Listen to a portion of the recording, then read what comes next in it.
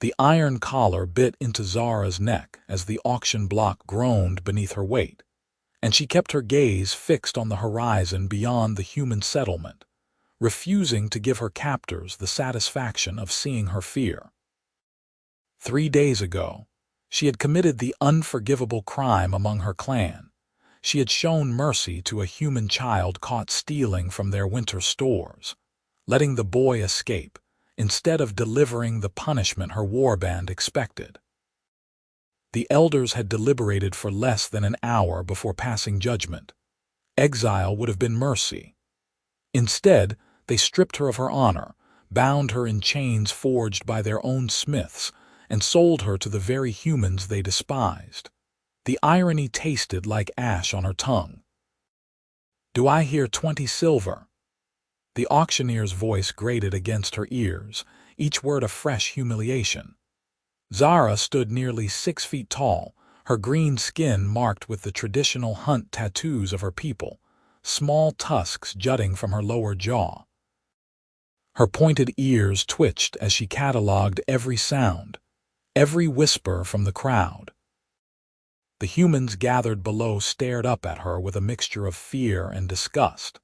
Their faces twisted in expressions she had learned to recognize during the 3 years of border skirmishes between her clan and the frontier settlements.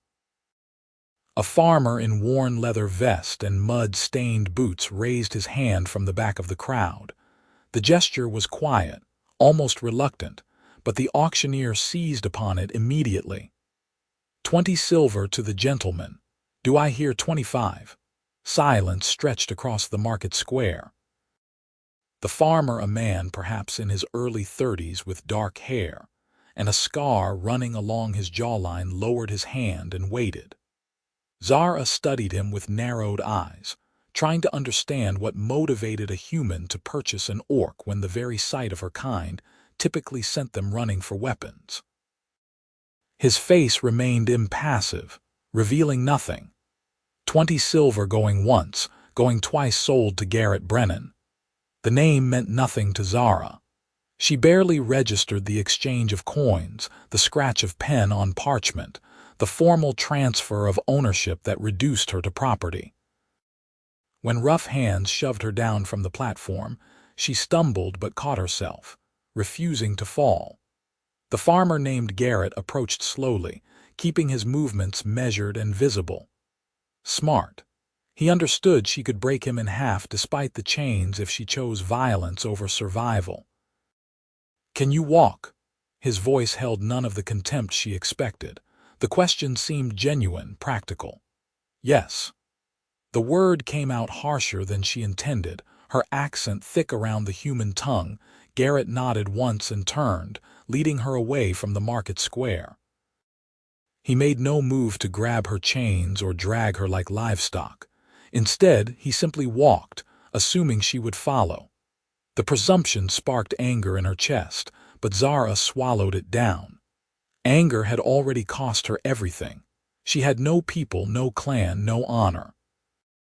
All she had left was her life, and even that hung by the thinnest thread. They walked for over an hour, leaving the settlement behind until the sounds of human civilization faded into the rustle of wind through grain fields. Garrett's farm sat nestled in a valley between 2 low hills, a modest homestead with a sturdy house, a barn that had seen better years, and fields that stretched toward the tree line. Chickens scattered as they approached. A gray dog emerged from the barn, tail wagging, but stopped short when it caught Zara's scent. The animal whined uncertainly. "Easy, Ash," Garrett's tone gentled. "She's not going to hurt you." The presumption that she would not hurt his dog, his property, his life, it should have amused her. Instead, something tight twisted in her chest. He spoke as though violence from her was not inevitable, as though she were capable of choice. Garrett led her to the barn and finally turned to face her fully. In the fading afternoon light, she could see his eyes were gray, the color of storm clouds over the mountains. Those eyes studied the collar around her neck, the chains binding her wrists, with an expression she could not quite read. "I am going to remove those," he said quietly. "But I need you to understand something first. This farm is 2 hours from the nearest settlement. If you run, you will either die in the wilderness or be caught by someone far less kind than me. If you stay, I will feed you, house you, and pay you fair wages for fair work. You have my word on that." Zara stared at him, searching for deception, for the cruel twist that would reveal his true intentions. "Why? Why what? Why buy me? Why offer wages? What do you want?" Garrett was silent for a long moment, his gaze distant. "I need help with the harvest. My brother used to work this land with me, but he died last winter. Fever took him." The words held old grief, carefully controlled. "I cannot manage alone, and no one from the settlement will work for me anymore." "Why not?" His mouth quirked in something too bitter to be a smile. "Because I spoke against the raids. Because I said your people were defending their territory, and we had no right to push further into the forests. Because I testified that the attack on the Miller farm was provoked by Miller himself burning orc hunting grounds." He met her eyes steadily. "Apparently, that makes me a traitor to my own kind." Understanding flickered through Zara like lightning. This man was an outcast too, shunned by his people for the crime of seeing her kind as something other than monsters. The parallel was not lost on her. "I was exiled for showing mercy to a human child," she said, the admission torn from somewhere deep. "He was stealing food. I let him go. My clan believed I betrayed them."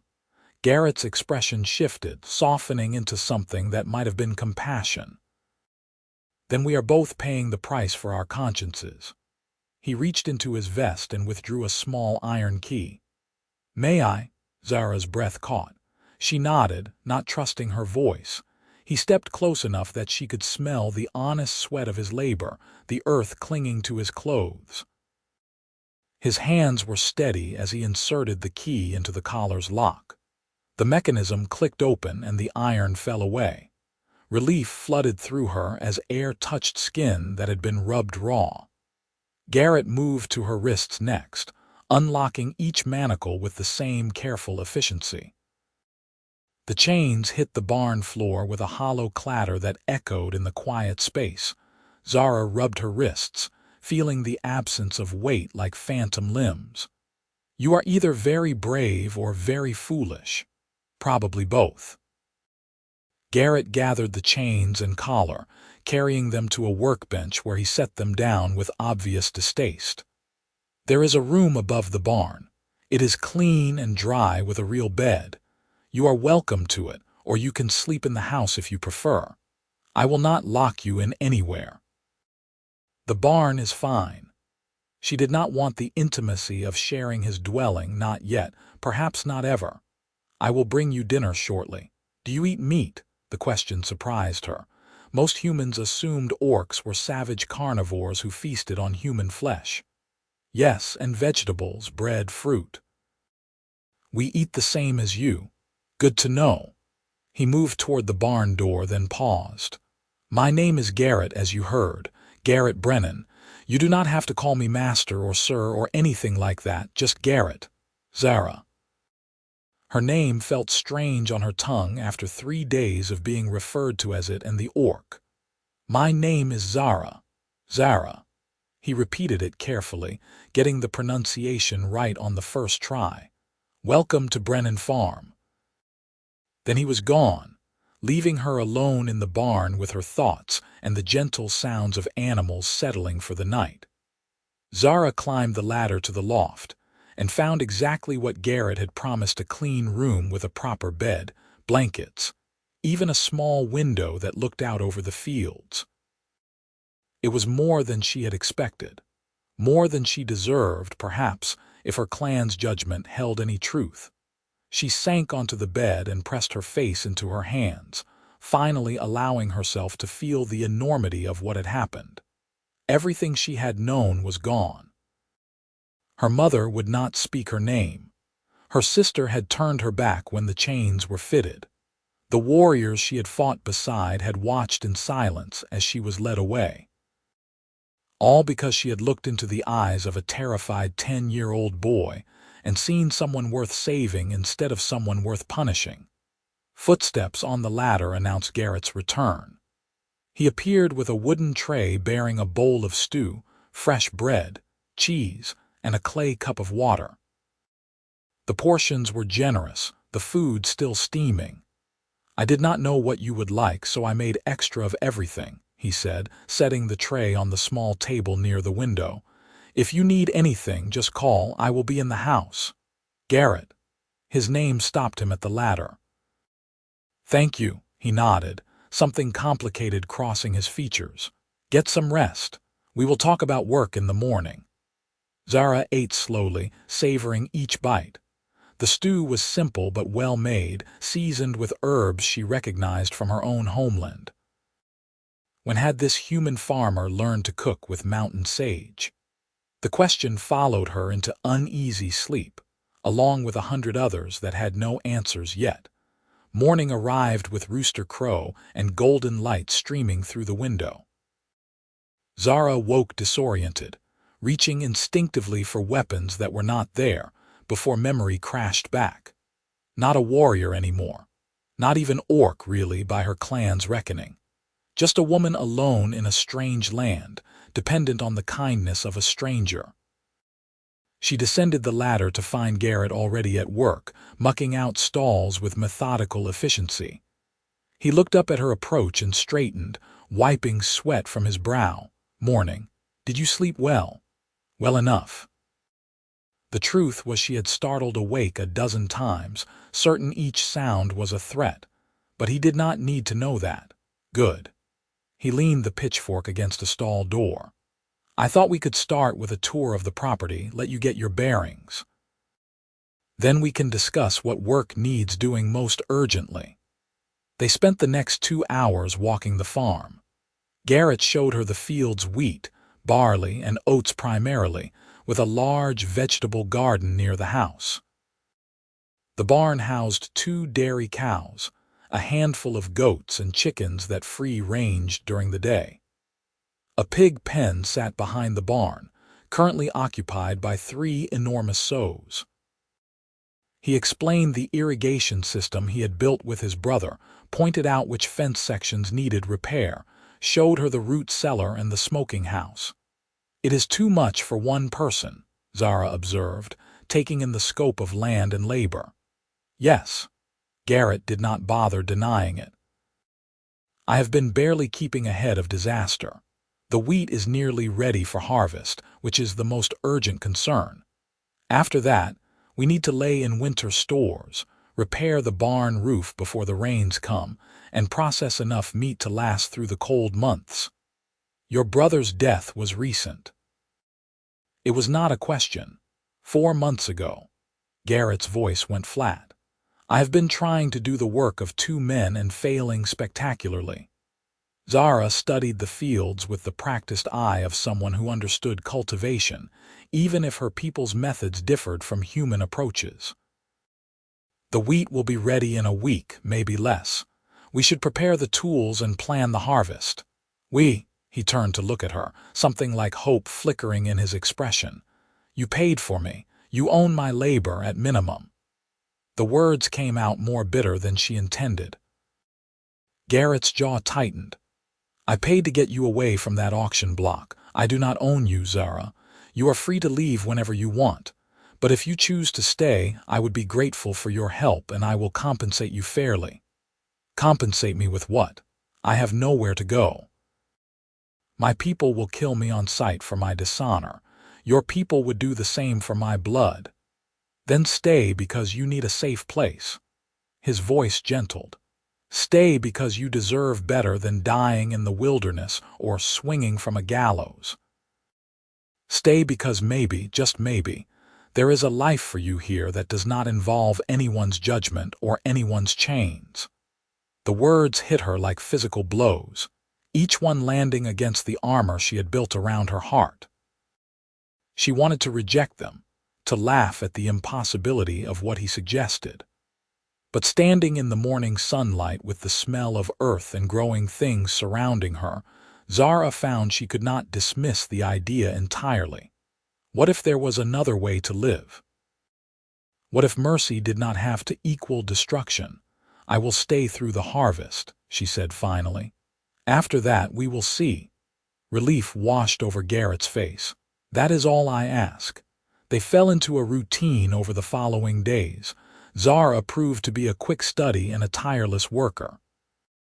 Her orc strength allowed her to accomplish tasks that would have taken Garrett twice as long, hauling water, repairing fences, moving the heavy equipment needed for harvest. But she also possessed knowledge that surprised him. She showed him how to identify which plants in his garden were being undermined by root parasites, and how to treat the condition using techniques her people had practiced for generations. She taught him a method for preserving meat that used less salt, but produced better flavor. In turn, Garrett shared his knowledge of the land, the patterns of weather in this valley, the behavior of the local wildlife. He taught her the human songs that marked the rhythm of farm work, though she refused to sing them herself.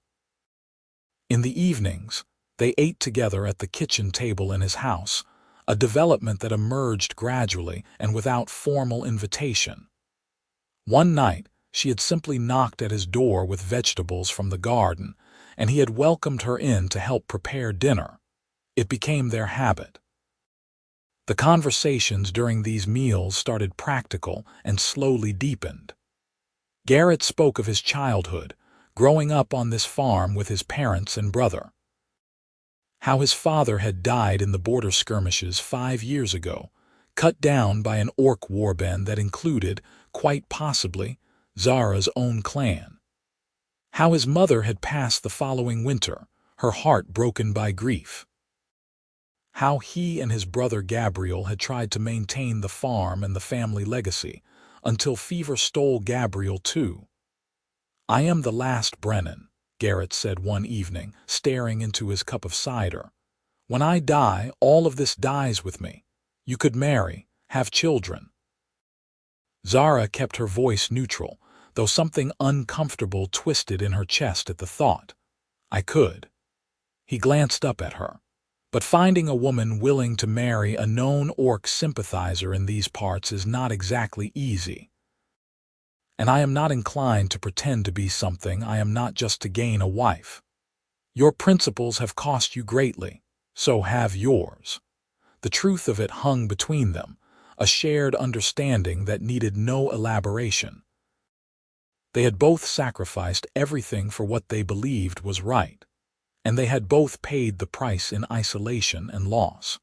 As the days passed, Zara found herself noticing details about Garrett that had nothing to do with farming or survival.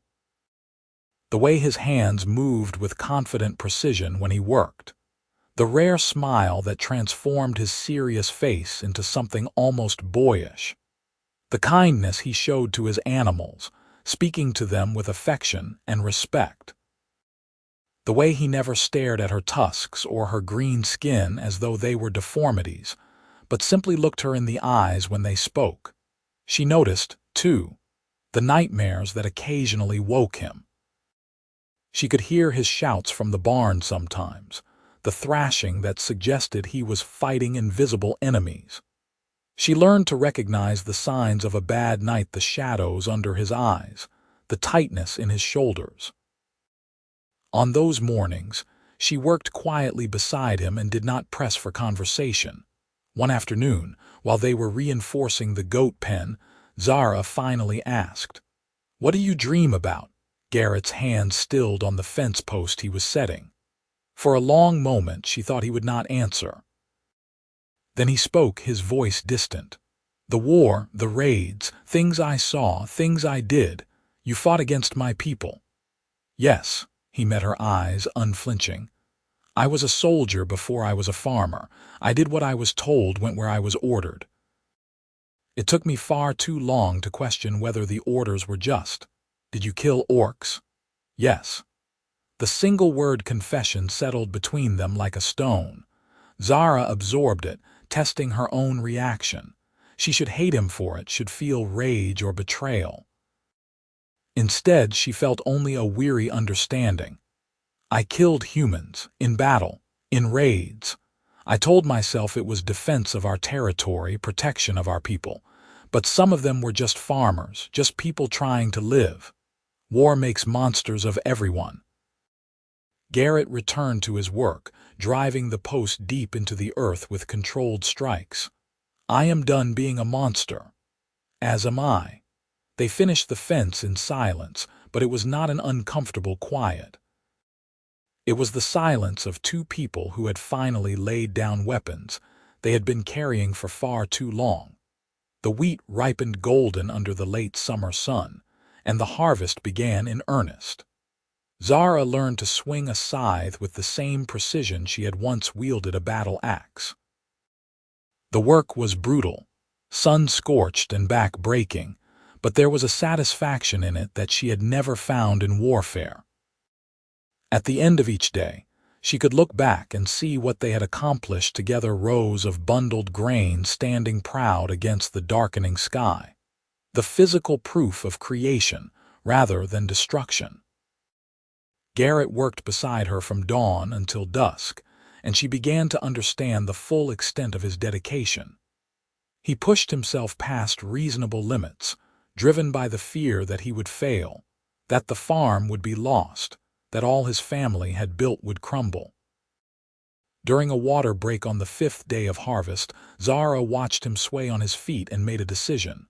"Sit down before you fall down. I am fine." "You are not fine. You are exhausted." She grabbed his shoulder and physically guided him to the shade of an oak tree. "Drink. Rest. We have time." "We are already behind schedule. We are ahead of where you would be alone," she interrupted firmly. "And you will be no use to anyone if you collapse. Sit." Garrett sat, too tired to argue further. Zara handed him a water skin and watched until he drank. She settled beside him, her own muscles aching but her stamina holding strong. Orcs were built for endurance, for sustained effort over days if necessary. "You are taking care of me," Garrett observed after a moment, something wondering in his voice. "Someone has to." "You are terrible at it yourself." "I am not used to having someone who cares whether I live or die." The admission struck her with unexpected force. She turned to study his profile, the strong line of his jaw, the exhaustion etched into every feature. "I care," she said quietly. "You saved my life. You have given me purpose when I had none. I care very much whether you live or die." Garrett Brennan. He turned to meet her gaze, and the intensity in his gray eyes made her breath catch. Zara, whatever he had been about to say, was interrupted by the sound of approaching hoofbeats. They both scrambled to their feet as 3 riders emerged from the tree line, heading directly toward the farm. Garrett's hand went instinctively to his belt, but he carried no weapon while working. Zara positioned herself slightly in front of him, her body tensing for potential combat. The riders were human men, all armed, all bearing the look of people who came looking for trouble. The lead rider was a bull of a man with a red beard and cold eyes. He reined his horse to a stop 10 feet away and looked between Garrett and Zara with open contempt. "Well now, Brennan. Heard you bought yourself an orc whore from the auction. Did not believe it until I saw it with my own eyes.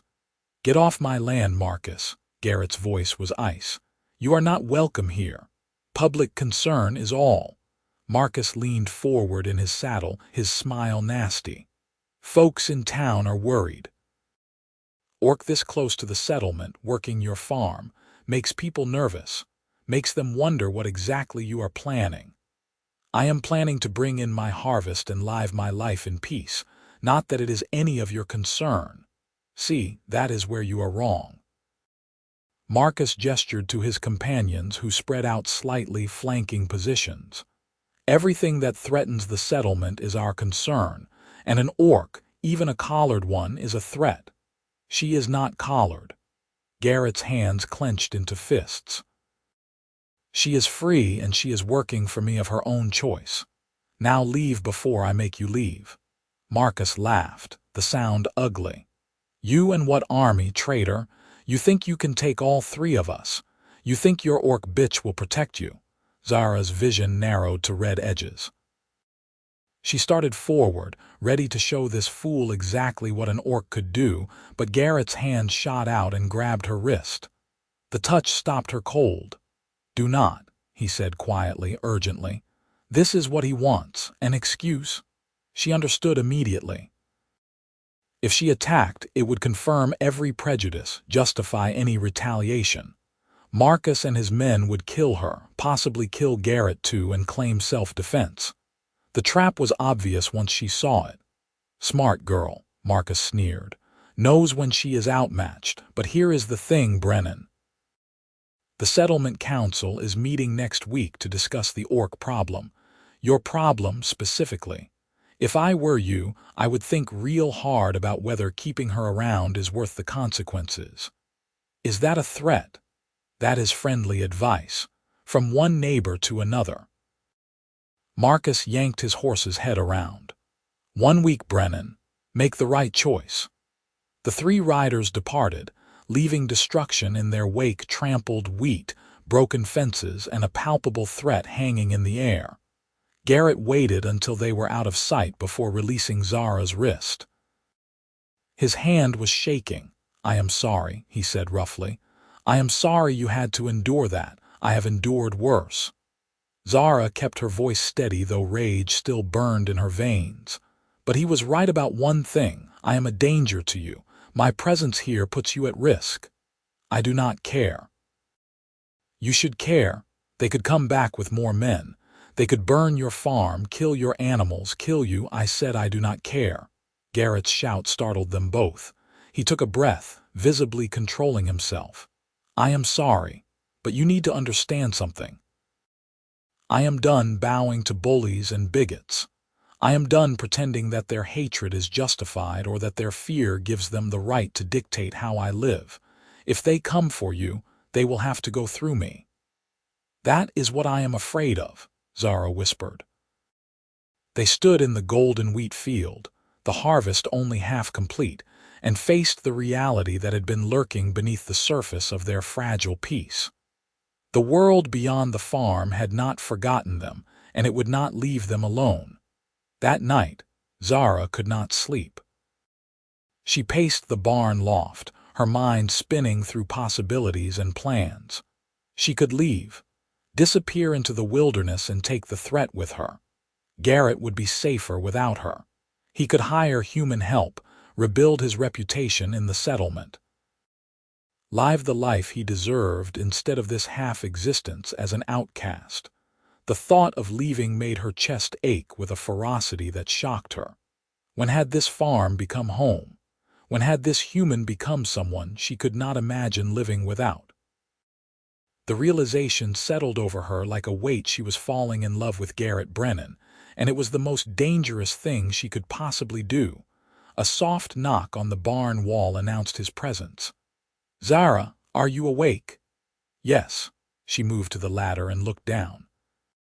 He stood at the base, barefoot and rumpled, clearly unable to sleep either. "Can I come up? It is your barn." He climbed the ladder and emerged into the loft, looking uncertain in a way she rarely saw from him. "I could not stop thinking about what Marcus said, about the council meeting." "You should let me go." The words cost her everything. "It is the logical choice." "When have I ever been logical where you are concerned?" He moved closer, and in the moonlight streaming through the window, his eyes were dark and intense. "You know what I think the logical choice is? I think I should stop lying to myself about why I really bought you at that auction." Zara's breath caught. "Garrett, it was not just about needing help with the farm. It was because I looked up at you standing on that platform, proud and defiant despite everything they had done to you, and I thought you were the bravest person I had ever seen. It was because something in my chest seized up at the thought of some cruel bastard buying you and breaking that spirit. It was because I wanted to know you, to hear your voice, to understand what kind of person shows mercy even when it costs them everything. You do not know what you are saying. I know exactly what I am saying. He reached out slowly, giving her time to pull away, and cupped her face in his calloused hands. I am saying that I have grown to care for you more than I have ever cared for anyone. I am saying that the thought of you leaving tears me apart. I am saying that I am falling in love with you, Zara, and I do not give a damn what the settlement council or Marcus or anyone else thinks about it. She should pull away. She should tell him this was impossible, that love between their kinds was doomed, that they would both suffer for this. But she had spent her entire life doing what she should do, following the rules, meeting expectations. And where had it gotten her? Exiled and enslaved, stripped of everything she held dear. Maybe it was time to do something just because she wanted to. Zara closed the distance between them and kissed him. The touch of his lips against hers was gentle at first, questioning, as though he could not quite believe this was happening. Then she deepened the kiss, and he responded with a hunger that matched her own, his hands sliding into her hair, her arms wrapping around his waist to pull him closer. It was nothing like she had imagined kissing would be. It was better, fuller. A connection that went beyond the physical to touch something deep in her soul. When they finally broke apart, both breathing hard, Garrett pressed his forehead against hers. Tell me you feel this too.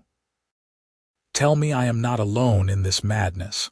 You are not alone. Her voice shook with emotion. I love you, Garrett. I think I have been falling for you since the moment you unlocked those chains, maybe even before. And I am terrified because loving you means I have something to lose again, and I do not know if I can survive that pain twice. Then we survive it together.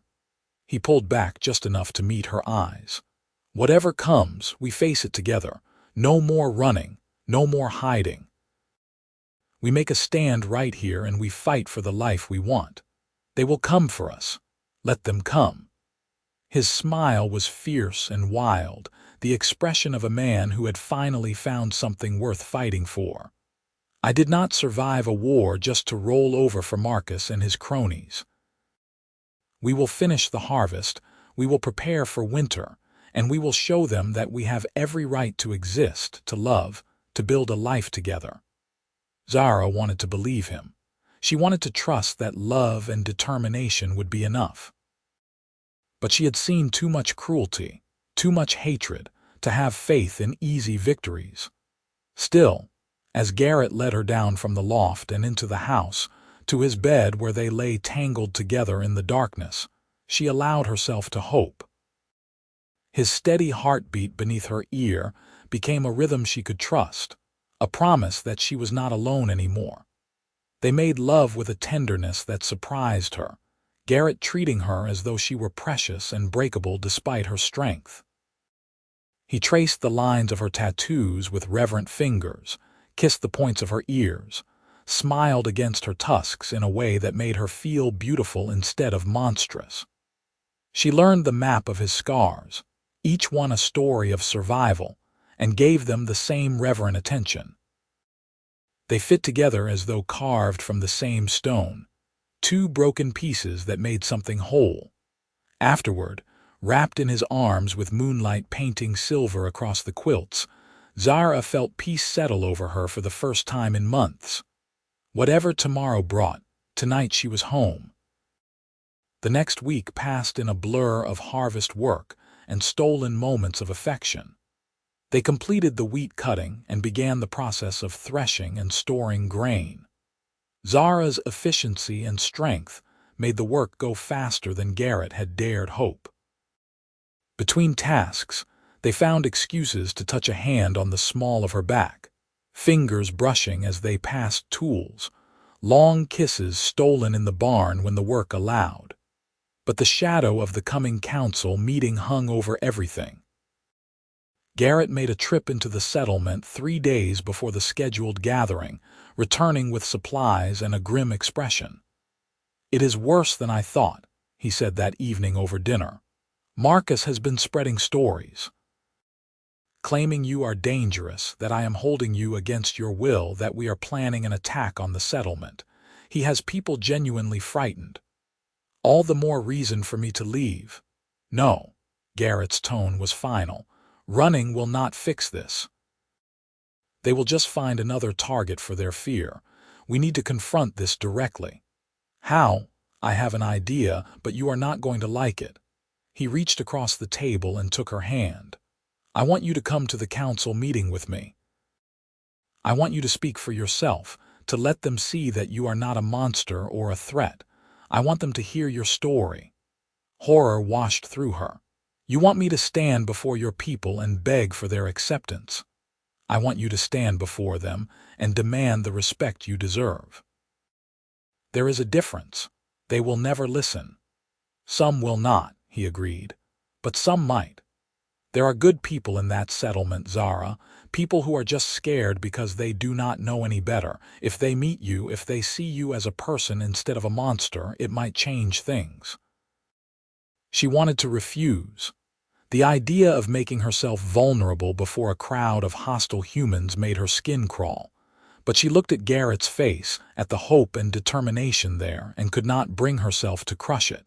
If I do this and it fails, what then? Then we tried. He squeezed her hand.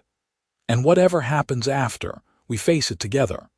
The day of the council meeting arrived gray and threatening, clouds building over the mountains in promise of storms. Zara dressed carefully, choosing the cleanest clothes she possessed and braiding her hair in the traditional style of her people, a quiet statement of pride. She would not pretend to be something she was not. Garrett appeared in traveling clothes, his jaw set with determination. Are you ready? No, she managed a weak smile, but let us go anyway. They rode into the settlement on Garrett's wagon, Zara seated beside him in plain view. People stopped to stare as they passed, some with open hostility, others with curiosity. Children pointed and whispered. An old woman spat on the ground as they rode by. Zara kept her spine straight and her eyes forward, refusing to show weakness.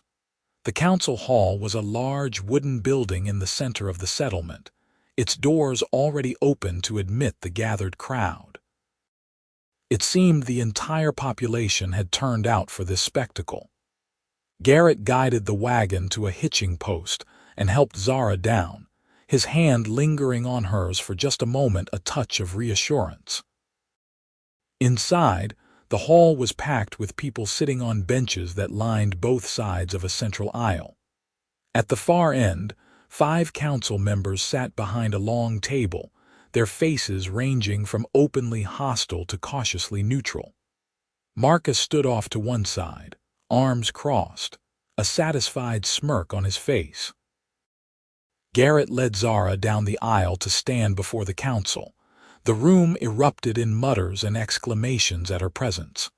One council member, an older man with white hair, raised his hand for silence.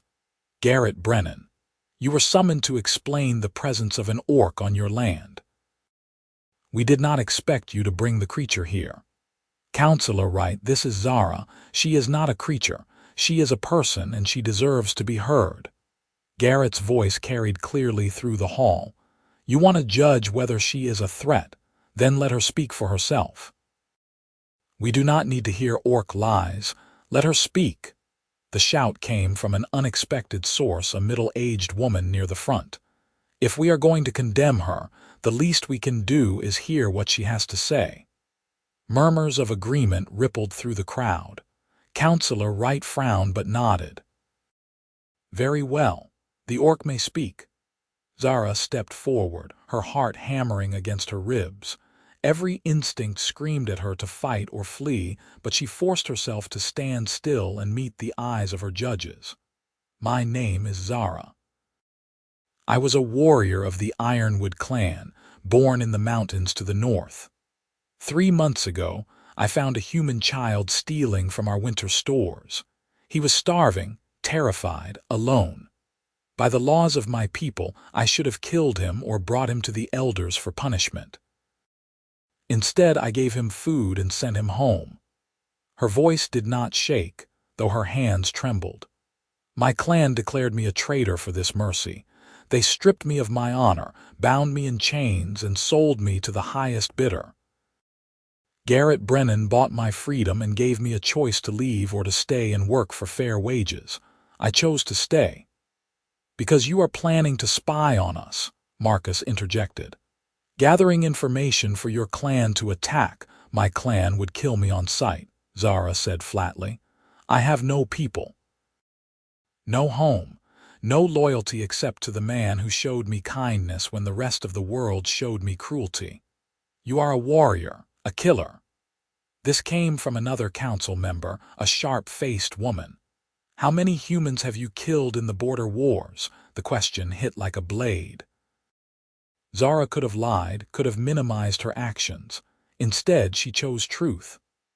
I do not know the exact count. Dozens, perhaps. I fought in raids and battles for 3 years. I killed soldiers and farmers, men and women. I told myself it was necessary, that we were defending our land from invasion, and some of that was true. But some of those I killed were just people trying to survive like me, like you. She paused, letting the weight of confession settle. I am not proud of what I have done. But I cannot change the past. I can only try to build a different future. Silence fell over the hall. People shifted uncomfortably, confronted with an honesty they had not expected. Even Marcus looked uncertain, his prepared arguments disrupted by her candor. Garrett spoke into the quiet. Zara has worked beside me for a month now. She has had countless opportunities to harm me, to sabotage the farm, to sneak away and reveal our location to hostile forces. She has done none of those things. Instead, she has worked harder than any person I have ever known. She has shared her knowledge freely. She has saved my harvest and quite possibly my life. He turned to face the council directly. I am asking you to see what I see: a person who made a difficult choice and paid a terrible price for doing the right thing. If we condemn her for that, what does it say about us? Councillor Wright leaned forward. What exactly are you proposing, Brennan? I am proposing that we let her live in peace, that we recognize her as a free person under the settlement's protection, entitled to work and trade like anyone else. That we judge her by her actions going forward, not by her blood or her past. Unacceptable. Marcus slammed his fist on a nearby bench. You are asking us to welcome an orc into our community, to treat her as an equal. It is madness. Why? The question came from a young man in the crowd, standing up to be seen. Why is it madness? My father fought in the border wars. He told me before he died that the orcs were just trying to protect their homes from us. He said we were the invaders, not them. Maybe it is time we stopped seeing them as monsters and started seeing them as people we wronged. Hear, hear. Another voice, then another, people standing and speaking in Zara's defense. Not everyone, perhaps not even a majority, but enough to create a groundswell of support that clearly surprised the council. The debate raged for over an hour. Arguments flew back and forth, some vicious in their hatred, others surprisingly compassionate. Zara stood through all of it, bearing witness to the reality that not all humans were the same, that some were capable of growth and change. Finally, Councillor Wright called for order. We will take a vote. All in favor of granting the orc Zara provisional residency rights, contingent on continued peaceful behavior. Raise your hands. 3 council members raised their hands immediately. The 4th, the sharp-faced woman, hesitated for a long moment before slowly lifting hers. The 5th, a heavy-set man who had said nothing throughout the meeting, kept his arms crossed. 4 in favor, 1 opposed. The motion carries. Wright's expression was unreadable. Zara of the Ironwood clan, you are granted the right to live and work within our settlement's territory. You will report to the council monthly for the first year. Any indication of threat or betrayal will result in immediate expulsion or worse. Do you accept these terms? Zara's throat was tight with emotion. I accept. Then this matter is concluded. Meeting adjourned. The crowd began to disperse, some people shooting hostile glances at Zara, others nodding in what might have been acceptance or at least tolerance. Marcus stormed out without a word, his face dark with rage. Garrett pulled Zara into a fierce hug, heedless of the watching eyes. You did it, he whispered against her hair. You incredible, brave woman, you did it. She clung to him, allowing herself a moment of weakness. We did it, together. On the ride back to the farm, Zara felt lighter than she had in months. The weight of constant fear had lifted, replaced by something that felt dangerously like hope. The council's decision did not mean universal acceptance, but it was a start. It was recognition that she had a right to exist, to build a life. As they crested the hill overlooking Garrett's farm, their farm, she corrected herself. Zara saw smoke rising from the direction of the barn. No. The word was barely a whisper. No, no, no. Garrett urged the horses faster, the wagon careening down the hill. They could see it clearly now, flames engulfing the barn, orange and red against the darkening sky. Ash the dog barked frantically from a safe distance. The animals that had been inside were nowhere to be seen. They abandoned the wagon and ran. The heat was intense, driving them back.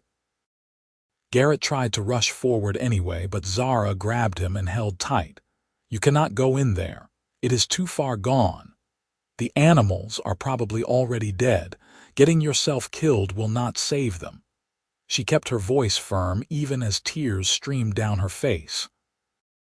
This was Marcus's work. It had to be. His response to losing at the council meeting. They watched the barn burn until it was nothing but blackened timbers and ash. The animals were dead, the cows, the goats, all the chickens that had been roosting inside. Only the pigs had survived, having been in their separate pen. It was a devastating blow, months of work and resources destroyed in minutes. Garrett sank to his knees in the dirt, his face blank with shock. Zara knelt beside him and pulled him against her, letting him cling to her as the reality set in. I am sorry, she whispered. I am so sorry, this is my fault. No, his voice was rough with smoke and grief. This is the fault of whoever set the fire. This is the fault of hatred and fear. But it is not your fault. They stayed there until the flames died down to smoldering coals, until the stars came out overhead, until Garrett could stand again on shaking legs. Together they walked to the house and sat on the porch steps, too exhausted and heartsick to go inside. We will rebuild, Garrett said finally. It will take time and it will be hard, but we will rebuild. How? Zara gestured at the ruins. You lost most of your livestock. Winter is coming. We do not have enough stored to survive without income from milk and eggs. We have the harvest. We can sell grain, buy new animals in the spring. It will be tight, but we can make it work. He took her hand, threading his fingers through hers. I am not giving up, not on the farm and not on us. The next morning brought a surprise. Just after dawn, a wagon appeared coming up the road to the farm. Zara tensed, ready for more trouble, but Garrett squinted and then broke into a disbelieving smile. That is the Stevenson wagon, from the settlement. The wagon was driven by the young man who had spoken up at the council meeting, and it was loaded with supplies, sacks of grain, tools, even a few chickens in cages.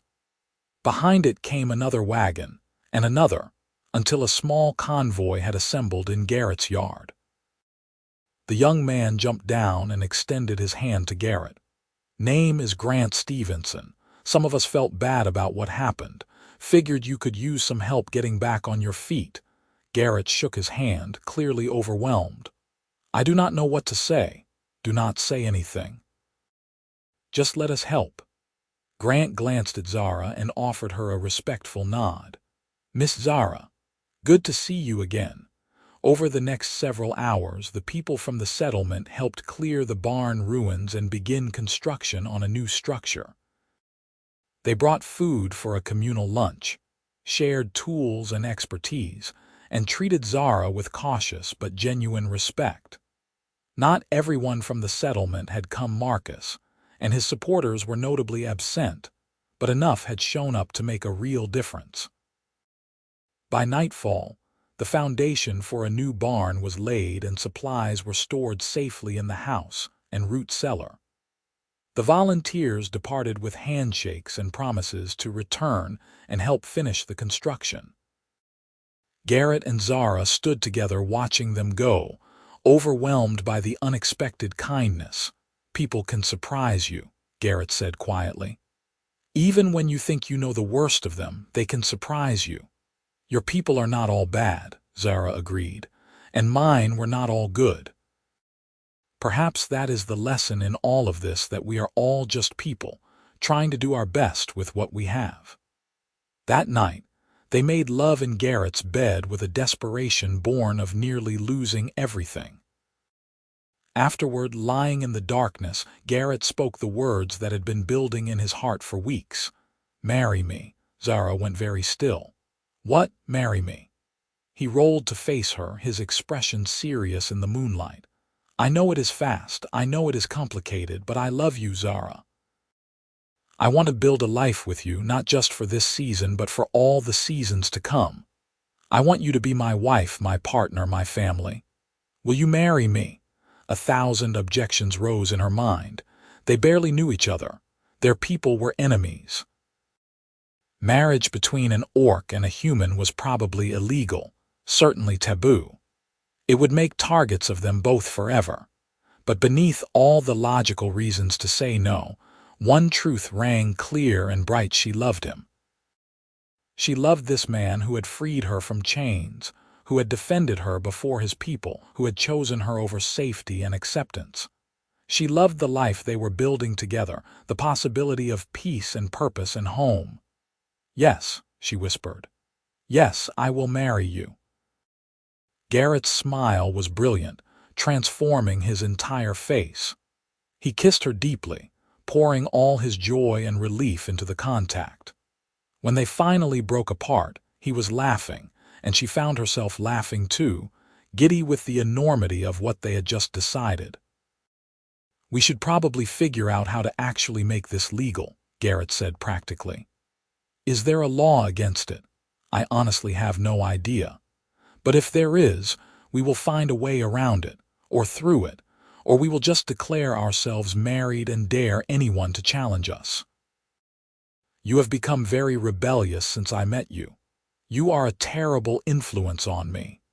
He pulled her close again, tucking her head beneath his chin, "and I would not change a single thing about it." They planned a small ceremony for the following month, after the barn was fully rebuilt and before winter set in. Word spread through the settlement quickly. Some received the news with outrage, others with curiosity or even support. The council, bound by their own decision to grant Zara residency rights, could not legally prevent the marriage, though one member tried to argue otherwise. In the end, Councillor Wright himself agreed to perform the ceremony, stating that if they were going to do this thing, it might as well be done properly. Zara suspected he saw it as a way to maintain control over the situation, but she did not care about his motivations. What mattered was that their union would be recognized. The day of the wedding dawned clear and cold, the first breath of winter in the air. Zara wore a simple dress that had belonged to Garrett's mother, altered to fit her larger frame. She braided flowers into her hair, the last blooms before the frost. Garrett wore his father's best clothes, cleaned and mended with care. They held the ceremony in the yard of the farm, surrounded by the fields they had harvested together, and the barn they had rebuilt. Grant Stevenson came, along with a dozen other people from the settlement who had proven themselves friends. A few of the council members attended, more as witnesses than celebrants, but their presence mattered nonetheless. No one came from Zara's clan. She had not expected them to, but the absence still ached. This should have been a joining of families, of communities.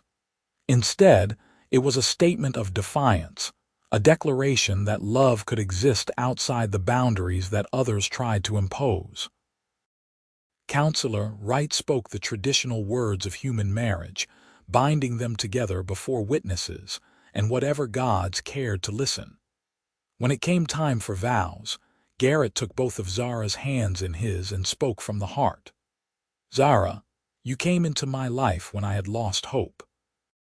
You gave me purpose and partnership and a reason to fight for the future. You are the strongest, bravest, most extraordinary person I have ever known. I promise to stand beside you through every challenge. I promise to see you as you truly are, not orc or human, but simply the woman I love.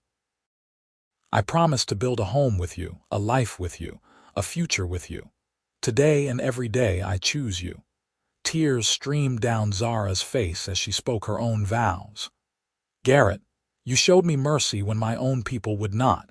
You gave me freedom when I expected only chains. You taught me that family is not only blood, that home is not only the place you were born. You are my partner, my love, my future. I promise to work beside you in the fields and in all things. I promise to be honest, to be strong, to be the woman you deserve. I promise to choose you, today and every day, for as long as I live." Counselor Wright pronounced them married, and Garrett kissed her in front of everyone, claiming her as his wife before witnesses who could never deny it. Cheers rose from their friends, genuine and warm. Even the skeptical witnesses seemed moved by the obvious love between them. They celebrated with a feast cobbled together from everyone's contributions: roasted vegetables, fresh bread, honey cakes, and cider. People danced to fiddle music as the sun set, and for a few hours, the divisions between orc and human seemed to fade into irrelevance. Zara danced with her husband, his arms around her waist, her head on his shoulder, and felt completely at peace. As the party wound down and guests departed, Grant Stevenson approached them with a package wrapped in cloth. "Wedding gift," he said simply, "from my grandmother. She said every new marriage needs something to build on." Inside the cloth were seeds, vegetables, herbs, flowers carefully labeled and stored. "For your spring garden," Grant explained. "Grandmother said to tell you that growth is the best revenge." Zara laughed through fresh tears and hugged the startled young man. Thank you so much." When everyone had gone and they stood alone in the yard of their farm, Garrett swept Zara into his arms and carried her across the threshold of the house. She protested half-heartedly about her weight, but he just grinned and held her tighter. "You are my wife now. Let me be traditionally ridiculous about it." He carried her to their bedroom and made love to her with a tenderness that made her feel cherished and whole. Afterward, wrapped in quilts and each other, they talked about the future. About the animals they would buy in spring, the fields they would plant, the life they would build together. About children, maybe, someday, if such a thing was possible between their kinds. About growing old together in this valley they had claimed as home. Winter arrived in earnest a week later, bringing snow that blanketed the farm in white silence. They spent the cold months working on indoor projects, Garrett teaching Zara to read and write in the human script, Zara teaching Garrett the fighting techniques of her people, both of them learning each other's languages and customs and hearts. The settlement's attitude toward them shifted gradually. Some people remained hostile, crossing the street to avoid Zara when she came to trade. But others grew more accepting, recognizing that she was no threat, that her marriage to Garrett was genuine. Children lost their fear of her first, fascinated by her tusks and her stories. Then merchants, pragmatic souls who cared more about reliable customers than prejudice. Finally, slowly, even some of the older generation began to soften. Marcus remained a problem. He made no secret of his contempt, and Garrett suspected him of being behind several acts of minor sabotage: tools gone missing, fences mysteriously damaged. But he never caught Marcus in the act, and without proof, the council would do nothing. The confrontation came in early spring, when the snow was melting and the first green shoots were appearing in the fields. Zara was in town alone, trading eggs for fabric, when she encountered Marcus outside the general store. He was drunk, his face flushed with alcohol and anger. "Orc whore," he spat. "Think you belong here just because you tricked Brennan into marrying you?" Zara kept her voice level. "I belong here because the council granted me residency and because this is my home. Move aside, Marcus. Or what? You will kill me like you killed all those other humans." "Brennan might have convinced those idiots on the council that you are harmless, but I know what you really are, a monster wearing a woman's face." "Then you know nothing at all." Zara stepped around him, refusing to be baited. Marcus grabbed her arm, his grip bruising. "I am talking to you, beast." Instinct and training took over. Zara twisted, breaking his grip and throwing him off balance.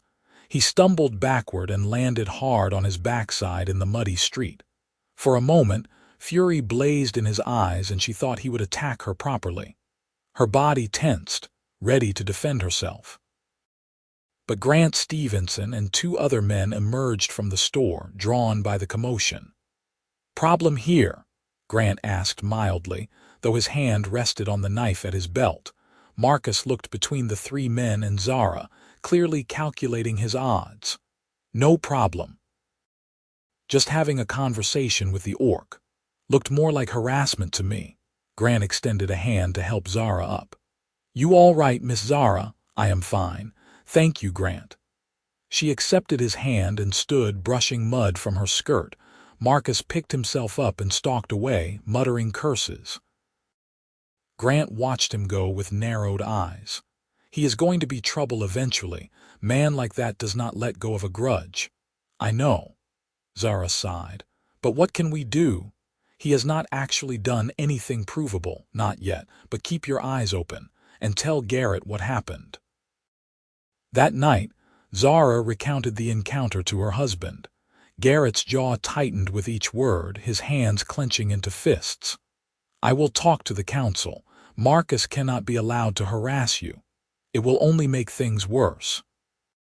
He wants a reaction, wants to provoke us into doing something that will turn public opinion against us again. We cannot give him that satisfaction. So we just let him continue. We stay alert. We protect ourselves. And we trust that eventually he will overreach and reveal his true nature to everyone." Zara took his hands, gentling them open. "We have built something good here, Garrett. We have friends, a home, a life together. Do not let Marcus take that from us by dragging you down to his level." Garrett pulled her into a tight embrace. "When did you become the wise one?" "I learned from the best." She kissed him softly. "We survive by being better than those who hate us, by building instead of destroying, by loving instead of hating. I love you so much it terrifies me sometimes." "I know.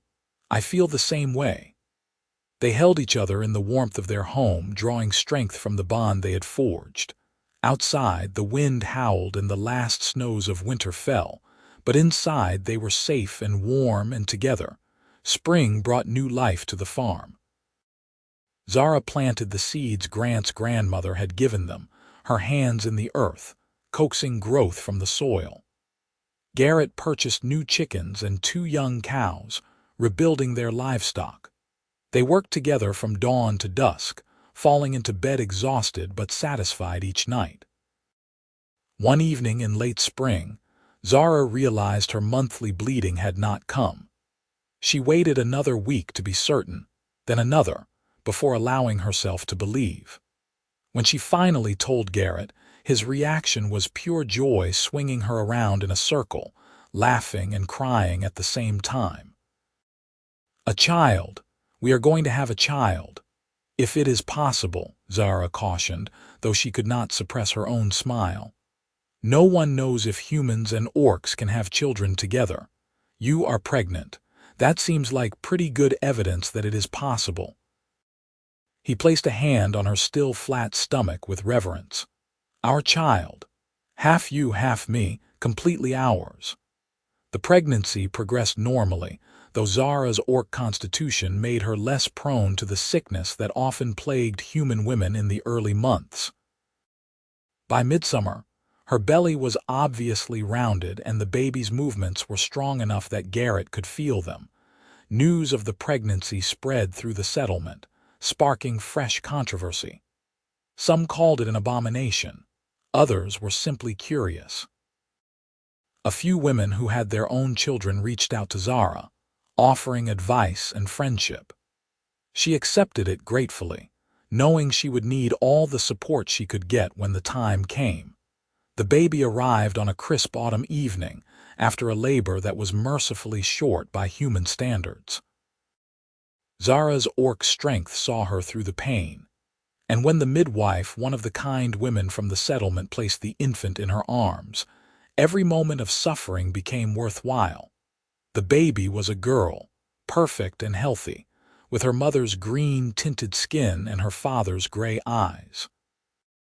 Tiny tusks were already visible in her gums, and her ears came to delicate points. She had fine dark hair and lungs that worked impressively well, announcing her arrival to the world with a lusty cry. Garrett wept openly at the sight of his daughter, his hands shaking as he held her for the first time. "She is beautiful. She is absolutely perfect." "What should we name her?" Zara asked, exhausted but exhilarated. They had discussed names throughout the pregnancy but never quite settled on one. Now, looking at their daughter's face, Garrett spoke with certainty. "Grace, for the Grace we showed each other when the world expected only hatred. Grace Brennan." Zara tested the name and smiled. "Yes, it suits her." The midwife stayed to help Zara through the first difficult hours of nursing and recovery, offering encouragement and practical advice. Before she left, she placed a hand on Zara's shoulder and said quietly, "You did well, dear. She is a beautiful child. Do not let anyone tell you otherwise." Tears of gratitude slipped down Zara's cheeks. "Thank you for everything." Over the following weeks, they adjusted to life with an infant. Grace was a relatively easy baby, alert and curious about the world around her. She had her father's temperament, calm unless truly provoked, and her mother's strength, gripping fingers with surprising force. People from the settlement came to see the baby, some out of genuine goodwill, others out of morbid curiosity. Zara bore the scrutiny with patience, knowing that Grace's existence was proof that bridges could be built between their peoples. Some visitors left with softened expressions, their prejudices challenged by the sight of an innocent child who embodied both worlds. Marcus did not come, but his absence was a relief rather than a disappointment. Garrett kept a close watch whenever Zara or Grace went anywhere near the settlement, but the expected confrontation never materialized. Perhaps even Marcus drew the line at threatening a baby. Grace grew quickly, hitting milestones that amazed both parents. By 6 months, she was crawling with determination. By a year, she was walking and speaking simple words in both human language and Orcish. She had her mother's courage and her father's kindness, a combination that promised great things. On Grace's first birthday, they held a small celebration at the farm. Grant and his grandmother came, along with several other families from the settlement who had become genuine friends. They ate cake and watched Grace demolish her own small portion with enthusiastic hands. Children played in the yard while adults talked and laughed, the gathering exactly what Zara had dreamed of during those dark days in Chain's family, friends, community. As the sun set and guests departed, Garrett and Zara stood on their porch with Grace drowsing between them, watching the sky turn gold and orange and purple. "You ever think about how different your life would be if I had not bought you at that auction?" Garrett asked softly. "Sometimes. But I try not to dwell on it. That path led to this moment, and I would not trade this for anything. Not even your clan, your old life," Zara considered carefully. "My old life had honor in it, duty, purpose, but it did not have love, not like this. It did not have you, or Grace, or the freedom to choose my own path. I would not go back even if I could. You think you will ever see your people again? I do not know. Part of me hopes that someday they will see that I made the right choice, that mercy was not weakness. But I cannot control their understanding. I can only control my own actions." She leaned against his shoulder, careful not to jostle the sleeping baby. "This is my clan now. You, Grace, the people who have chosen to stand with us. That is enough." They stood together in the gathering dark, a human man, an orc woman, and the child who represented impossible hope. Behind them, the farm waited, fields to be tended, animals to be fed, seasons to be weathered. Ahead lay unknown futures, challenges they could not yet imagine. But whatever came, they would face it together. They had built something precious from the wreckage of two broken lives. They had proven that mercy was stronger than hatred, that love could bridge any divide, that chains could be broken and new paths forged. The first stars emerged overhead, bright and steady. Grace stirred and made a small sound, and Zara soothed her with a gentle touch. Garrett wrapped his arm around both of them, his family, his heart. "I love you," he whispered. "I love you too," Zara replied. "Both of you. More than I have words to say." They went inside as full darkness fell, closing the door on the chill and opening it to warmth and light and the life they had chosen. Tomorrow would bring new work, new challenges, new moments of joy and struggle. But tonight they were home, and they were together, and that was everything that mattered. Years passed in the rhythm of seasons. Grace grew into a bright, strong child who moved easily between both cultures, learning human farming techniques from her father and orc traditions from her mother. She had friends among the settlement children, though some parents forbade their offspring from playing with the half-breed. Those rejections hurt, but Grace learned to stand tall and proud of her heritage, defended fiercely by parents who would tolerate no insult to their daughter. The farm prospered under Garrett and Zara's joint management. They expanded the fields, built a larger barn, developed a reputation for quality produce and fair dealing. Merchants who had once refused to trade with them now sought them out, pragmatism overcoming prejudice. The settlement itself changed gradually. The council that had once reluctantly granted Zara residency now included members who actively defended integration. When other orcs appeared seeking refuge from clan conflicts or simple survival, the settlement had a model for how to respond carefully, but with openness to the possibility of coexistence.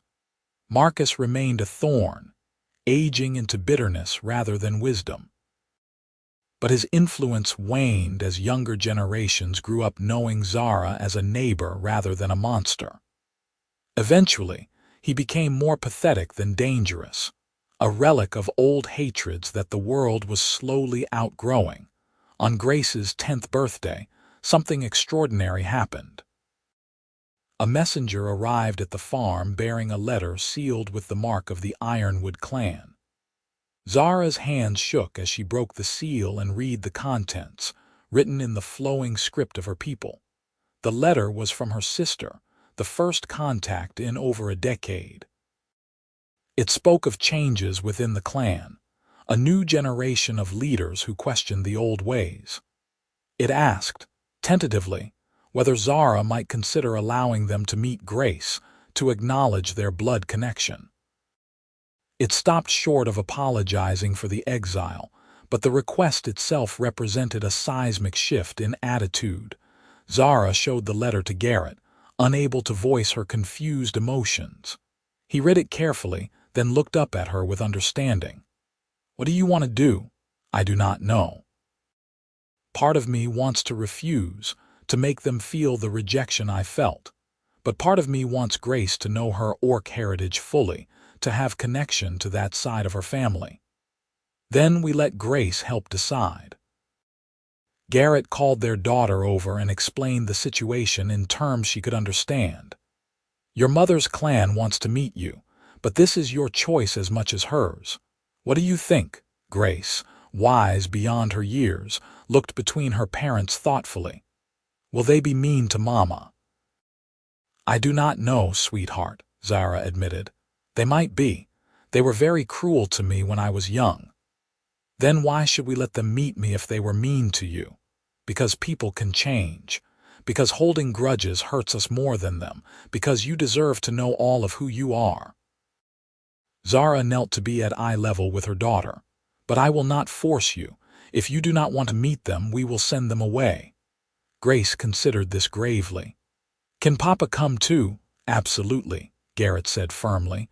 "We face this together as a family or not at all."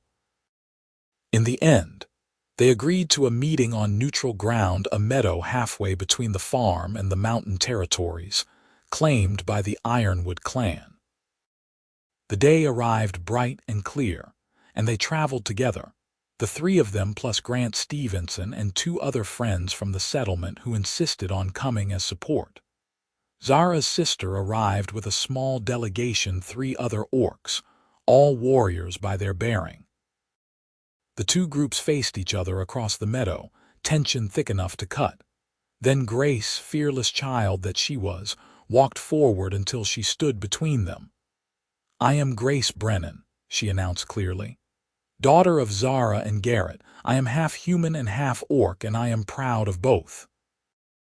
If you want to know me, you have to accept all of me. You have to accept my parents too. Those are my terms." Zara's sister stared at the child, something shifting in her expression. Then, slowly, she knelt to be at Grace's level. "You have your mother's courage, and her defiance. I am Kara, your aunt. I wronged your mother greatly by not standing with her when she needed family.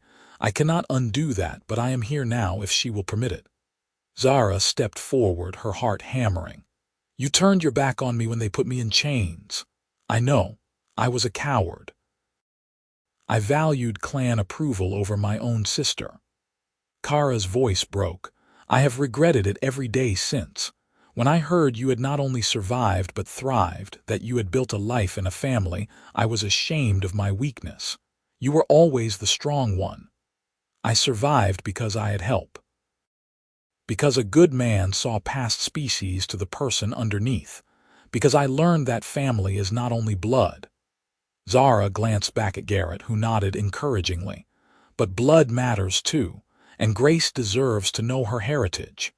"Then let us build something new," Kara said.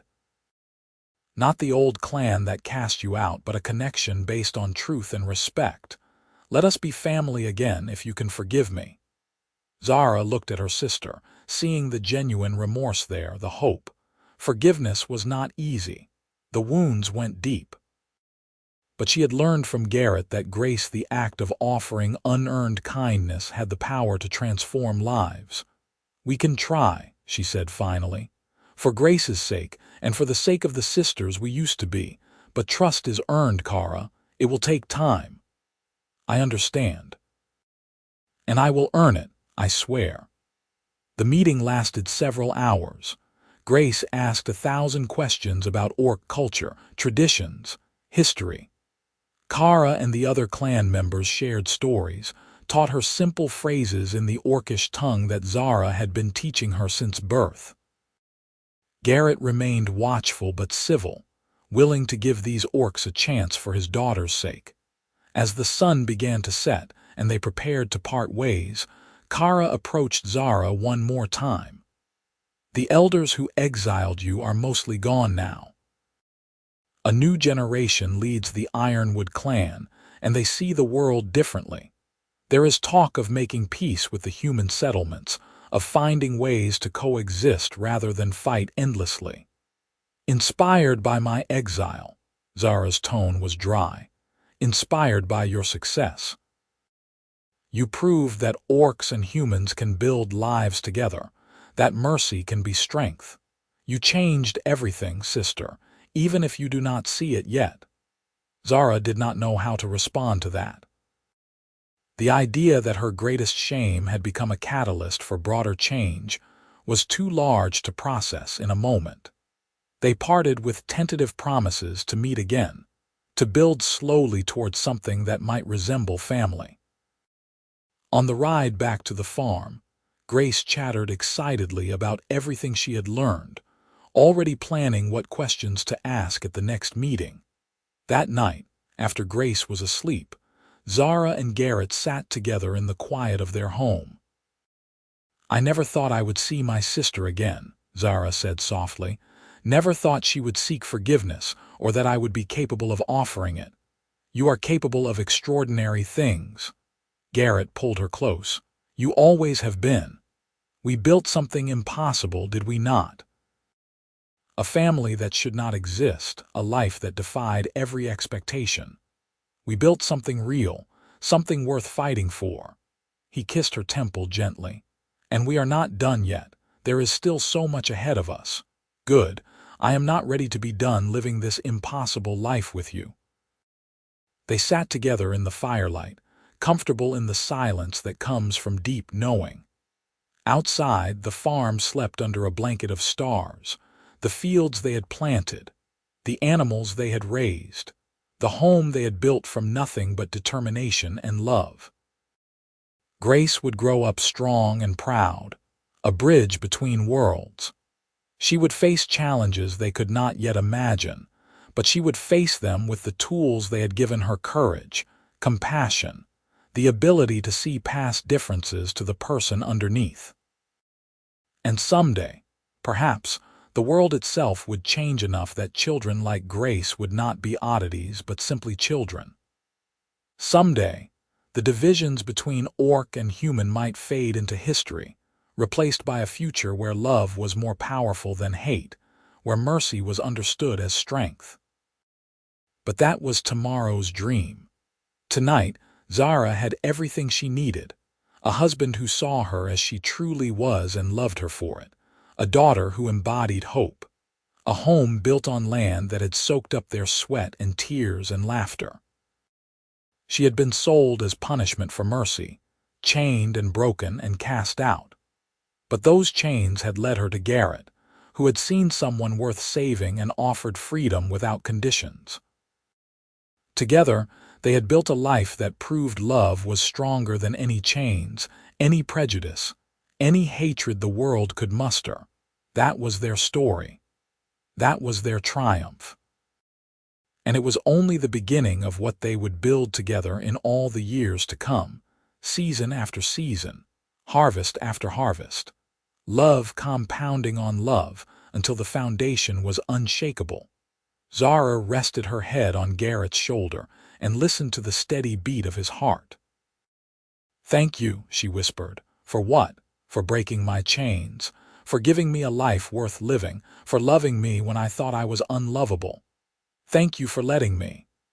He turned to capture her lips in a kiss, tender and deep, "For teaching me that courage looks like mercy. For building this life with me, for being exactly who you are." They stayed there until the fire burned low, content in the simple miracle of being together.